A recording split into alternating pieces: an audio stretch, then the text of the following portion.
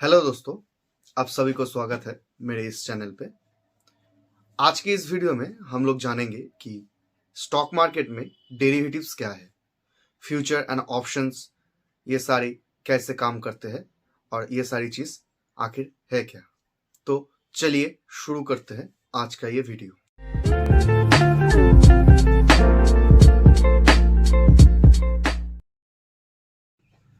तो सबसे पहले हम लोग जानेंगे कि ये डेरिवेटिव्स है क्या।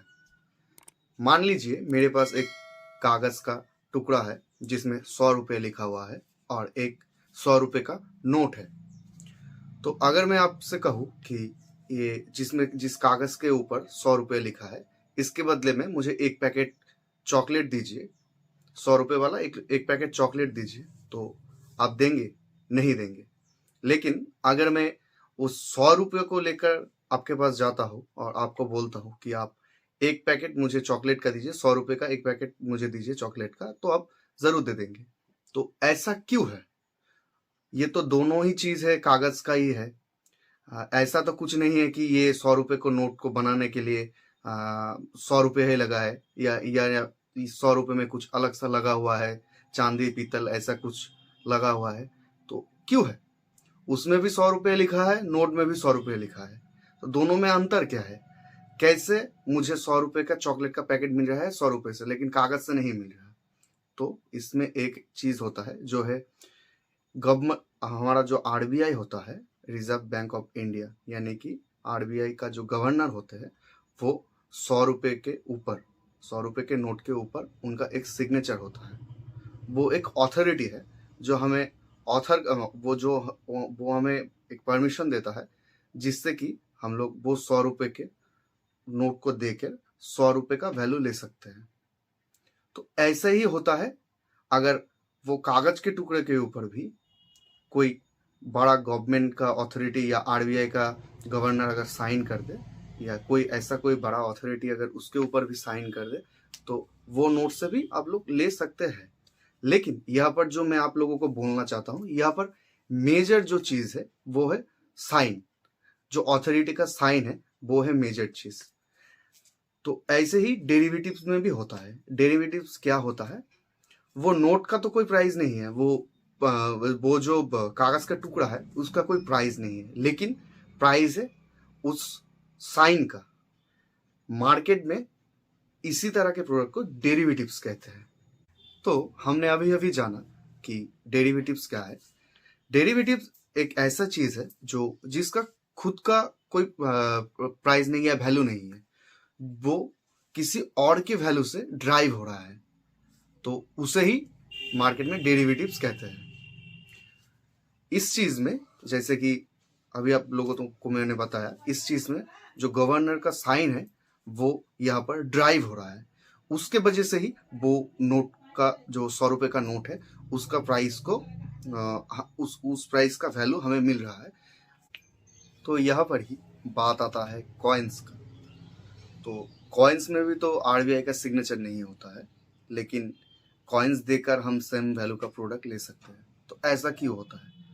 क्योंकि कॉइन्स मेटल के बने होते हैं, तो उसमें खुद का कुछ इंट्रिंसिक वैल्यू होता है। आप लोग कई बार न्यूज़ में सुने होंगे कि कॉइन्स को मेल्ट करके ही कुछ लोग मेटल को बेच के पैसे कमा रहे हैं।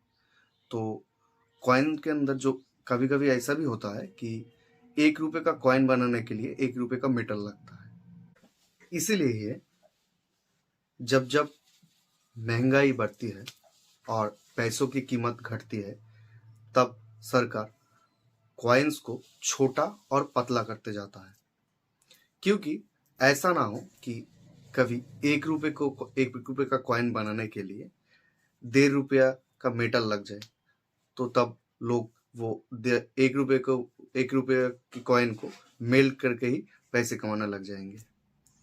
तो कॉइन के अंदर खुद की बहुत सारी इंट्रिंसिक वैल्यू होता है जो नोट के अंदर नहीं होता है। नोट किसी दूसरे की वैल्यू से वैल्यूएबल होता है। तो इसी चीज को हम डेरिवेटिव्स बोलते हैं। तो जो इंस्ट्रूमेंट का कोई खुद का वैल्यू ना हो और वो अपनी वैल्यू ड्राइव करे किसी और अंडरलाइन एसिड से, उसे डेरिवेटिव्स कहते हैं। एक और एग्जांपल से समझते हैं। मान लीजिए आपके पास एक चाबी है और चाबी का जो लॉकर है, लॉकर खाली है, ठीक है। तो उस चाबी का कीमत क्या होगा?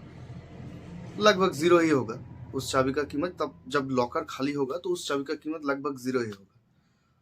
और एक फैक्ट में मान लीजिए कि जो लॉकर है, जो चाबी आपके पास है और उसका जो लॉकर है उसमें 1,00,000 रुपया है, तो तब के केस में क्या होगा? तब के केस में उस चाबी का प्राइस और जो लॉकर, जो चाबी आपके पास है वो लॉकर भी आपका ही होगा, ठीक है। जिसके पास वो चाबी होगा वो लॉकर भी उनका ही होगा। तब के केस में उस चाबी का कीमत क्या होगा? उस चाबी का कीमत 1,00,000 रुपया होगा। तो ऐसे ही हम लोग समझ सकते हैं डेरिवेटिव्स को। यहाँ पर जो चाबी है वो है डेरिवेटिव्स, और उसके अंदर का जो रखा हुआ, लॉकर के अंदर का जो रखा हुआ पैसा है वो है अंडरलाइन एसेट्स। तो हम लोग डेरिवेटिव्स के बारे में जाने। डेरिवेटिव्स मेनली 4 तरीकों के होते हैं। एक है फ्यूचर, दूसरा है फॉरवर्ड, तीसरा है ऑप्शन एंड चौथा है स्वैप। नेक्स्ट वीडियो में हम लोग फ्यूचर एंड फॉरवर्ड्स के बारे में जानेंगे और समझेंगे कि फ्यूचर और फॉरवर्ड्स आखिर है क्या, और स्टॉक मार्केट में हम लोग ये सारी चीज़ में कैसे काम कर सकते हैं। आई होप आप सबको डेरिवेटिव्स के बारे में थोड़ा बहुत मालूम हो गया। अगर आप लोगों को ये वीडियो पसंद आए तो वीडियो को लाइक कीजिए। स्टॉक मार्केट से रिलेटेड ऐसे और वीडियो के लिए मेरे इस चैनल को फॉलो और सब्सक्राइब ज़रूर कर ले। नोटिफिकेशन के लिए बेल आइकन को प्रेस कर ले। आज के वीडियो में बस इतना ही। मिलते हैं नेक्स्ट वीडियो में। तब तक के लिए जय हिंद, जय भारत।